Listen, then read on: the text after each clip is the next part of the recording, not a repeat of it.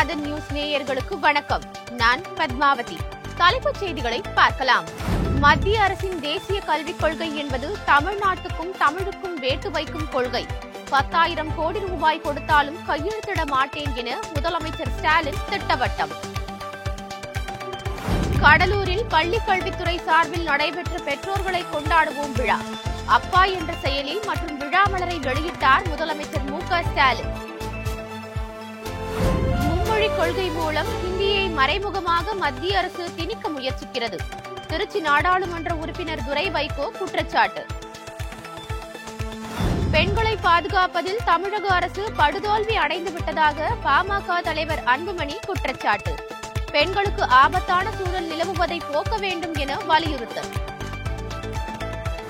நாம் தமிழர் கட்சியில் இருந்து காளியம்மாள் விலகிச் செல்வதாக இருந்தால் செல்லட்டும். யார் வேண்டுமானாலும் வரலாம், யார் வேண்டுமானாலும் செல்லலாம் என கட்சியின் ஒருங்கிணைப்பாளர் சீமான் பேட்டி. மத்திய அரசின் மும்மொழி கொள்கையை முழுமையாக ஆதரிப்பதாக இந்திய ஜனநாயக கட்சியின் நிறுவனர் பாரிவேந்தர் பேட்டி. ஹிந்தியை மத்திய அரசு திணிக்கவில்லை என்றும் கருத்து. சென்னை ECR சாலை அருகே வரும் 26ஆம் தேதி நடைபெறும் தமிழக வெற்றிக் கழகத்தின் முதலாம் ஆண்டு விழா. 2000 பேருக்கு மட்டுமே அனுமதி வழங்க முடிவு செய்துள்ளதாகவும் தகவல். சென்னையை அடுத்த காட்டாங்குளத்தூரில் நடைபெறும் 6வது அனைத்துலக சைவ சித்தாந்த மாநாடு. ஜப்பான் உள்ளிட்ட வெளிநாட்டவர்களும் பங்கேற்க இருப்பதாக தருமபுரம் ஆதீனம் பேட்டி. சமூக வலைதளத்தில் மோதும் திமுக மற்றும் பாஜக. உலக அளவில் ட்ரெண்ட் ஆகி வரும் get out Modi, get out Stalin என்ற ஹேஷ்டேக்குகள். ஊரக வேலை வாய்ப்பு திட்டத்தில் நடைபெற்றுள்ள முறைகேடுகள் குறித்து உடனடியாக விசாரணை நடத்த வேண்டும். தமிழக அரசுக்கு பாமக நிறுவனர் ராம்தாஸ் வலியுறுத்தல்.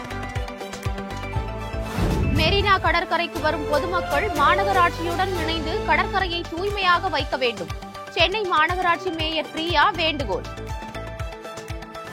ஏழை எளிய மாணவ மாணவியரின் நலனை கருத்தில் கொண்டு ஆசிரியர் பணியிடங்களை உடனடியாக நிரப்ப வேண்டும்.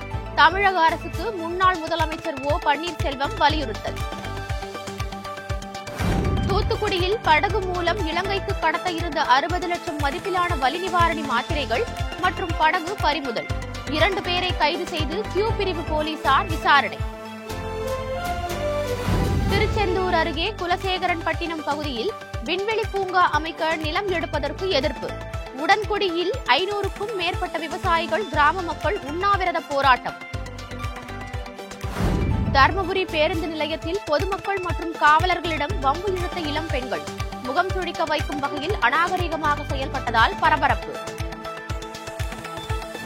வேற்றுமையில் ஒற்றுமை என்கின்ற தத்துவத்தின் அடிப்படையில் மாநில உரிமைகள் கட்டாயம் பாதுகாக்கப்பட வேண்டும். பாமக கௌரவ தலைவர் GK மணி பேட்டி. திருச்சி விமான நிலையத்தில் கனடா நாட்டு பயணியிடம் துப்பாக்கி மற்றும் தோட்டாக்கள் பறிமுதல். விமான நிலைய காவல்துறையினர் தீவிர விசாரணை. கோவை ஈஷா யோகா மையத்தில் நடைபெறும் மகா சிவராத்திரி பெருவிழா. மத்திய அமைச்சர் அமித்ஷா, கர்நாடக துணை முதல்வர் TK சிவகுமார் சிறப்பு விருந்தினர்களாக பங்கேற்க இருப்பதாக தகவல். ஆயுள் தண்டனை கைதிகளை முன்கூட்டியே விடுதலை செய்ய தடையாக இருக்கும் விதிகளை மறு ஆய்வு செய்யலாம். தமிழக அரசுக்கு சென்னை உயர்நீதிமன்றம் யோசனை.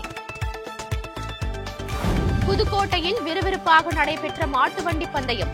ராமநாதபுரம், தஞ்சாவூர் உள்ளிட்ட பல்வேறு மாவட்டங்களில் இருந்து மாட்டுவண்டி உரிமையாளர்கள் பங்கேற்பு. இந்திய அணியுடன் ஒப்பிடும்போது பாகிஸ்தான் அணியில் மேட்ச் வின்னர்கள் யாரும் இல்லை. முன்னாள் பாகிஸ்தான் வீரர் ஷாஹித் அப்ரிடி கருத்து. இத்துடன் தலைப்புச் செய்திகள் நிறைவடைகின்றன. வணக்கம்.